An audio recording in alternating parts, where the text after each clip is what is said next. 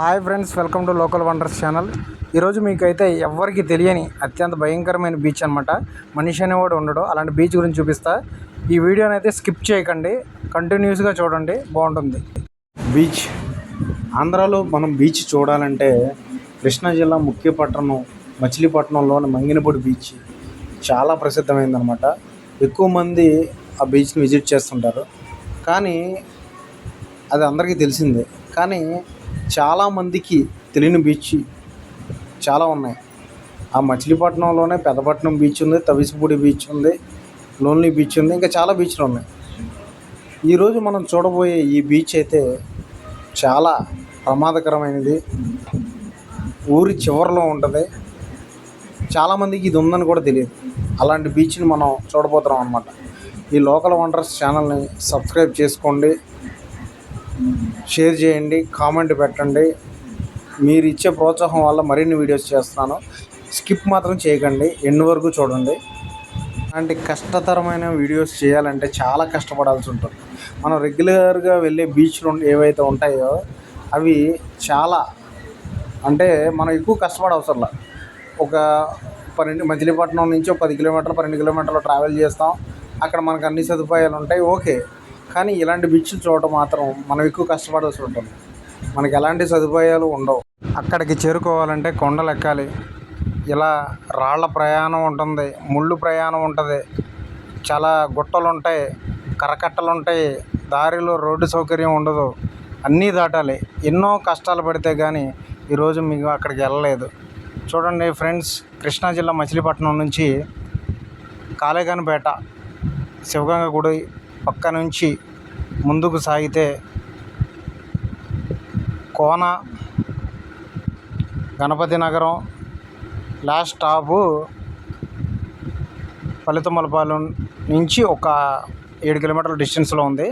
ఇప్పుడు మనం చూస్తున్నది కృష్ణా యూనివర్సిటీ అనమాట, కృష్ణా విశ్వవిద్యాలయం. ఇది ఫ్రంట్ గేట్, మెయిన్ గేట్ దగ్గర అనమాట. మన రాజపేట నేషనల్ కాలేజ్ దగ్గర నుంచి తీసి ఇక్కడ పెట్టారు. చాలా పెద్దగా ఉంది. ఆ కట్టడాలన్నీ అక్కడవే. వెళ్ళే దారిలో మీకు ఒక 2-3 కిలోమీటర్లలోనే వచ్చేస్తుంది. ఇక అక్కడి నుంచి ఒక బ్రిడ్జ్ ఉంది. బ్రిడ్జి చాలా పెద్దగా ఉంది. ఈ ఏరియాలో చూసిన తర్వాత బోట్లు ఇవన్నీ చాలా ఉన్నాయి. ఏరియాలోనే కొంచెం పెద్దగా కనిపించింది నాకైతే. అలా చూసుకుంటూ కొంచెం ముందుకు వెళ్ళడం జరిగింది. అసలు అయితే ఎలా ప్లాన్ చేసామంటే దారిలో ఇవన్నీ చూసుకుంటూ ముందుకు వెళ్దాం అని అనుకున్నాం. మేము అనుకున్నది ఏంటంటే ఆల్రెడీ అన్ని బీచ్లు చూసాం, ఇది విన్నాం కానీ ఎప్పుడు వెళ్ళలేదు. చాలా కష్టతరంగా ఉంది. అసలు ఆల్రెడీ 3 చోట్లకి వెళ్ళి వెనక్కి తిరిగి వచ్చాం. వెళ్ళే దారిలో ఎలా ఉండి మానస సరోవర యాత్ర ఉంటుంది చూడండి, అలా ఉంది మా పరిస్థితి. వెళ్ళే చోట ఇలాంటివి చూస్తే అసలు ఎంత, మేము వెళ్ళే టైంకే 4:30 to 5 అయింది. ఆ టైంకి ఈ వాటర్, ఈ ప్లేస్ చూస్తే చాలా అసలు అదో రకమైన ఎక్స్పీరియన్స్ అనమాట. కాకపోతే ఏంటంటే అక్కడికి వెళ్తే మనిషి అనేవాడు లేడు. ఈ బీచ్కి వెళ్ళడానికి ఒక 4 కిలోమీటర్లు ఇవతలే ఇదంతా. అక్కడి నుంచి ఎవరు ఉండట్లా, చుట్టుపక్కలన్నీ చెరువులు. మేము వెళ్ళే టైంలో ఆ టైం ప్రాబ్లమో ఏంటో తెలియదు, కానీ మనిషి అనేవాళ్ళు చాలా తక్కువ ఉన్నారు. ఇలా మెయిన్ రోడ్ల మీద ఉన్నారు కరెక్టే, లోపలికి వెళ్ళిన తర్వాత ఎవరూ కనపడట్లేదు. ఇంకా అలా చూసుకుంటూ చుట్టుపక్కలన్నీ చెరువులే. అయినా మనం వెళ్తుంటే రోడ్డుకి ఇటువైపు పొలాలు ఉంటాయి. ఏదైనా పల్లెటూరు వెళ్తుంటే ఇటువైపు పొలాలు ఉంటాయి. కానీ ఇక్కడ చూస్తే దారిలో ఉన్న బోధి ఉంటుంది కదా, అంటే పంట కాలువలు ఉంటారు కదా, ఆ కాలువల్లో కూడా ఫుల్ వాటర్ ఉంది. అందులో కూడా చిన్నపిల్లలు ఏవో వేస్తున్నట్టున్నారు. ఎటు చూసినా అన్ని చెరువులే కనపడుతున్నాయి. ఇది కోన అనమాట. ఒక బాబాయ్ ఒక చిన్న వల వేసాడు. అసలు ఏం పడతాయా అని ఆగి కొద్దిసేపు ఆయన అలాగే చూస్తున్నాం. ఆయన ఏమనుకుంటున్నాడంటే మేమేదో ఆయన గురించి వీడియో తీస్తున్నాం అనుకుని చాలా స్లోగా లాగుతున్నాడు. నెమ్మదిగా చూసాం ఏదో చిన్నవి ఏవో పడినాయి. ఇక ఆయన తీసుకుంటున్నాడు సరదాగా. అలా చాలామంది పడుతున్నారు. అలా కొంచెం ముందుకి వెళ్తూ ఉన్నాం అనమాట. ఇక చివరగా లాస్ట్ స్టాప్ వచ్చింది. ఇక్కడ కొంచెం చిన్న కూల్ డ్రింక్స్, చిన్న షాపింగ్ కూడా చేసుకుని ఇక వెళ్ళాం. అసలు వెళ్తూనే ఉన్నాం. మధ్యలో అసలు విచిత్రం ఏంటంటే, ఇప్పుడు మీకు చూస్తున్న ఈ ప్లేస్ భారత్ సాల్ట్ అనమాట. ఉప్పు ఏదో తయారు చేసే ప్రాంతం అనమాట. అయితే ఇక్కడ నుంచి చాలా ఒక 2 కిలోమీటర్ డిస్టెన్స్లో ఉంటుంది. అయితే ఏంటంటే అక్కడ కరకట్ట గండిపడి గోతులు అవి ఉన్నాయి, వెళ్ళడానికి ఇబ్బంది అవుతుంది అని అంటే ఇక్కడ మీరు వీడియో స్టార్టింగ్లో చూసిన బోట్లు ఇక్కడవే అనమాట. ఇక్కడ నుంచి కొంచెం రైట్ తీసుకుంటే బోట్లు ఇవన్నీ పెట్టారు. వీళ్ళు ఏం చేస్తారంటే ఈ టైంలో వేటకి వెళ్ళకూడదు కాబట్టి వీటికి సంబంధించి ఈ చిన్న చిన్న మరమ్మతులు ఉంటే అవన్నీ చేసుకుంటూ వలలో అవన్నీ రెడీ చేసుకుంటూ వీళ్ళ దగ్గరే ఉంటారనమాట. ఇలా ఈ ప్లేస్లోనే వాళ్ళది ఆఫీస్ ఉంది. ఈ ప్లేస్ వీడియో తీద్దామని చూస్తే అసలు ఒక్కడు కూడా కనపడలేదు. ఎక్కడో లాస్ట్గా చాలా రేర్గా ఎక్కడో ఒకరో ఇద్దరు కనపడ్డారు, కానీ అవి కూడా వాళ్ళ పనులు చూసుకొని వెళ్ళిపోతున్నారు త్వరగా. ఏంటో ఈ కాన్సెప్ట్ ఏంటో అర్థం కాలేదు. కనీసం ఇప్పుడు మనం మెయిన్ బీచ్ల దగ్గర ఏదైనా చూసా చాలా వేల మంది ఉంటారు అక్కడ. పర్యాటకులే కాదు, మామూలుగా చాలామంది ఉంటారు, లోకల్ పీపుల్ కూడా చాలామంది ఉంటారు. మనం రెగ్యులర్గా విజిట్ చేస్తే మనకి తెలుస్తుంది. అయితే ఈ ప్లేస్ ఎలా ఉంది అంటే ఒక ఎడారి తలపిస్తుంది అనమాట. ఎడారిలో ఉంటాం కదా, చుట్టూ ఏమీ కనపడదు, ఎక్కడో కొంచెం వాటర్ కనపడుతుంది, ఎటు వెళ్ళినా ఏం అర్థం కాదు. సరేనని చెప్పి ఆ బైక్స్ తీసుకుని ఆ రోడ్లు కూడా అనుకూలంగా లేదు. సరేనని చెప్పి అక్కడ బోటు రిపేర్ చేసుకున్న ఒక కుర్రోడిని అడిగితే ఇటు గండు పడిపోయింది, ఇటు కుదరదు, ఇక్కడ నుంచి వచ్చిన దారి వెళ్ళి మళ్ళీ స్ట్రైట్గా ఒక 3 కిలోమీటర్లు వెళ్ళండి, అక్కడి నుంచి కొంచెం దారి దొరుకుద్ది అని చెప్పారు. సరే అని మా ప్రయాణం చేసుకుంటూ ముందుకు సాగుతుంది. అయితే మీకు రైట్ సైడ్లో చూపిస్తున్నా చూడండి, అది సాల్ట్ అనమాట. అంటే ఉప్పు తయారు చేస్తారనమాట ఇక్కడ. మనం ఇదివరకు నా చిన్నతనంలో మంగినపూడి బీచ్ వెళ్తే అక్కడ ఎలాంటి ప్లేస్లే చూసేవాళ్ళం. అయితే విషయం ఏంటంటే నా బైకు ప్రాబ్లం ఉందనమాట. అంటే ఇలాంటి ప్లేసులకి ఇలాంటి అడ్వెంచర్లు చేయడానికి పనికిరాదు. అది ఏదో లోకల్లో వెళ్ళడానికి అయితే ఓకే, కానీ ఇలాంటి ప్లేసుల్లో ఎలా ఉన్నాయంటే పైకి ఎక్కాలి, డౌన్ దిగాలి, రాళ్ళు ఉన్నాయి, ముళ్ళు ఉన్నాయి, అన్నీ ఉన్నాయి, రకరకాలుగా రోడ్డు మాత్రం. బిల్డింగ్లు ఏంటో తెలియదు కానీ ఇలాంటి బిల్డింగులు చాలా ఉన్నాయి. కొన్ని చోట్ల బీచ్ మధ్యలో ఉన్నట్టు అనిపిస్తుంది, అది ఒడ్డునే కట్టారు కానీ వాటర్ చేరేసింది. ఇది కొంచెం ఒడ్డున కట్టారు. ఇలాంటి బిల్డింగ్ నేను చాలా చూశాను. ఈసారి మనకు కుదిరితే అలాంటివి లోపలికి వెళ్ళి కూడా తీద్దాం.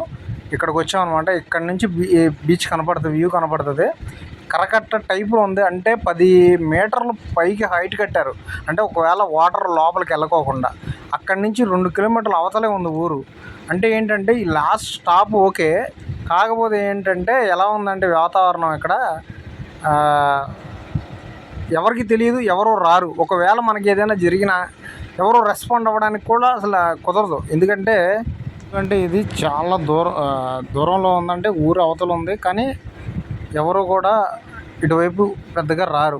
చూడండి, సముద్రానికి కోతకు గురైందనమాట ప్లేస్ ఇది. సరిగ్గా చూడండి, ఈ ప్లేస్ని అబ్జర్వ్ చేస్తే మీకు ఒక ఐడియా వస్తుంది.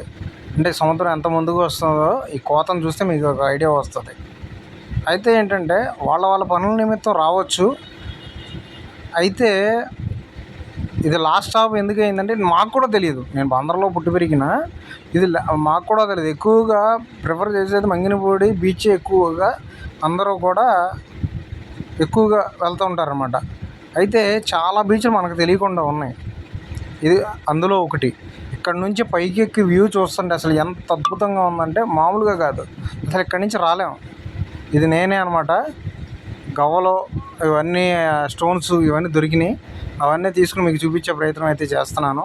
ఇంకా చాలా ఉన్నాయి. ఇక అక్కడి నుంచి ఒక 2 కిలోమీటర్ల సైడ్ అదే రోడ్డు సైడ్కి వచ్చాం. ఏదో చిన్న బోటు ఒకటి పార్క్ చేసుకున్నారు, అక్కడ చేసుకుని అలా వదిలేసి ఉందంతే. లెక్క అయితే మామూలుగా ఆ బోటు తీసుకుని సముద్రంలోకి వెళ్ళాలి. కాకపోతే ఏంటంటే మనకి ఇప్పటికే చాలా ఎక్కువ రిస్క్ తీసేసుకున్నాం. అక్కడ పరిస్థితి ఏంటంటే ఇక్కడ గోతులు ఉంటాయనో లేదా రకరకాల కారణాల చేత ఎక్కువగా విజిట్ చేయరు. తెలియని చోట్ల ఎక్కువ రిస్క్ తీసుకోకుండా ఓన్లీ చూపించే ప్రయత్నం అయితే చేసాం. ఒడ్డున ఉన్నాం, మరీ ఎక్కువ లోపలికి వెళ్ళలేదు, ఎక్కువ రిస్క్ తీసుకోలేదు. ఎక్కువ రిస్క్ అంటే అక్కడికి వెళ్ళడమే ఒక రిస్క్ అనమాట.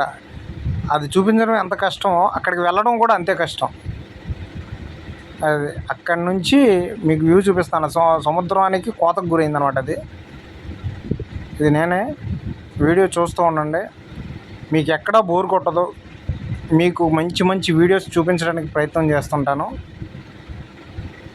లోకల్లో ఉన్న బీచ్ కానీ, టెంపుల్స్ కానీ, రకరకాల మంచి లోకల్లో ఉన్న వండర్స్ మొత్తం మీకు చూపించే ప్రయత్నం చేస్తాను.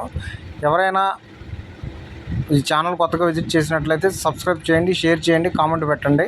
నచ్చినా కామెంట్ పెట్టండి, నచ్చకపోయినా కామెంట్ పెట్టండి.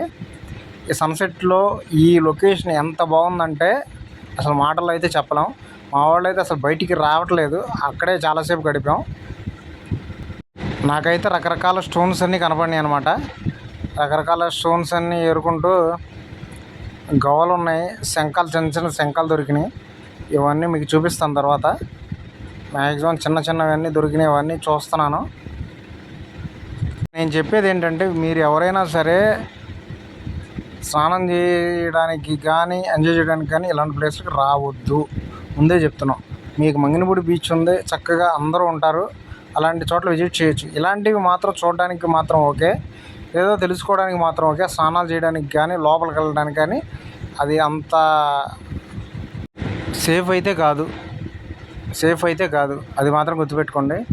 శంఖాలు ఇవన్నీ ఏరుకుంటూ చూశాను అనమాట. ఇక్కడికి రావడానికి మాకు పట్టింది ఏంటంటే మచిలీపట్నం కోనేరు సెంటర్ దగ్గర నుంచి 25 కిలోమీటర్లు, ఇంచుమించుగా 24 to 25 కిలోమీటర్ల మధ్యలో మేము ఇప్పుడున్న లొకేషన్ వచ్చింది.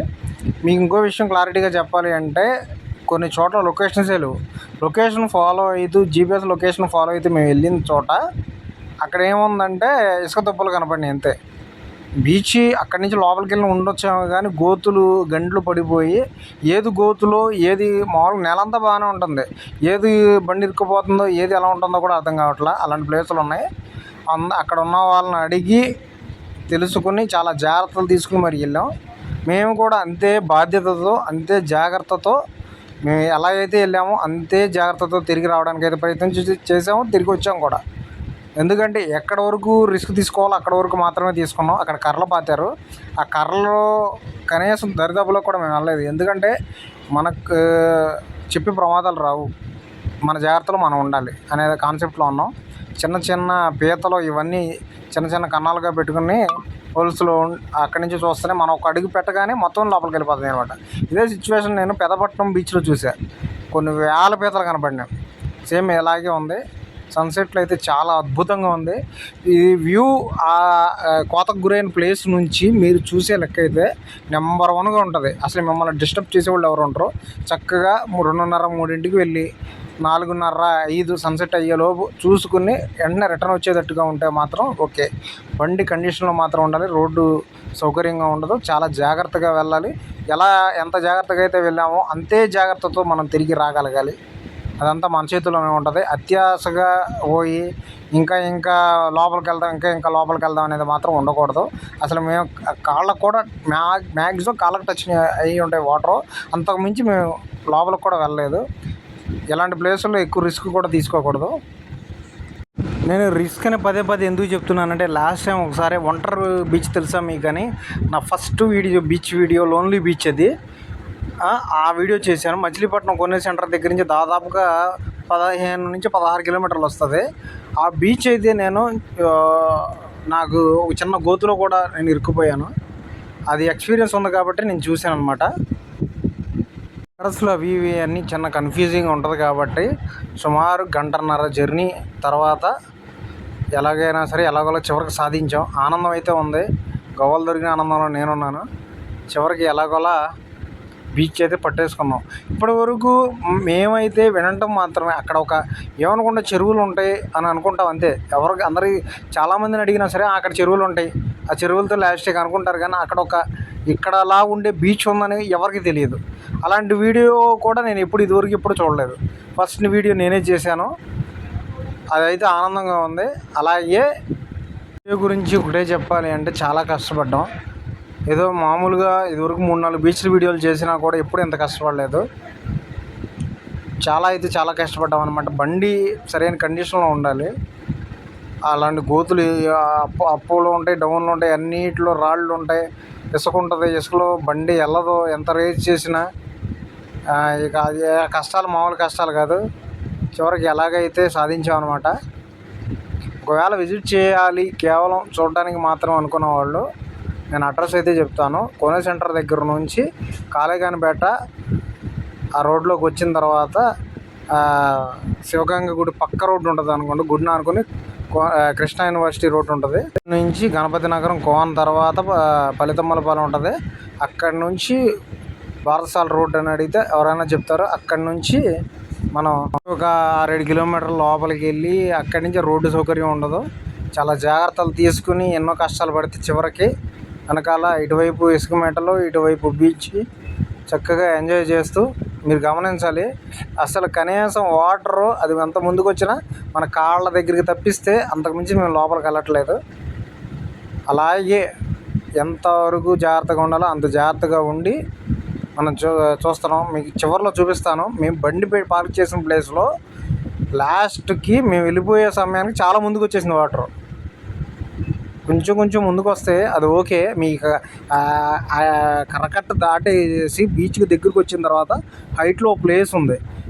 మీకు ఇందాక చూపించిన దాంట్లో పోతకు గురైంది ఆ ప్లేసు. సంవత్సరం పోటు రోజున వాటర్కి తాగిడికి కొద్దిగా కోసుకుపోతుంది అనమాట. అదంతా మనకు కనపడుతుంది.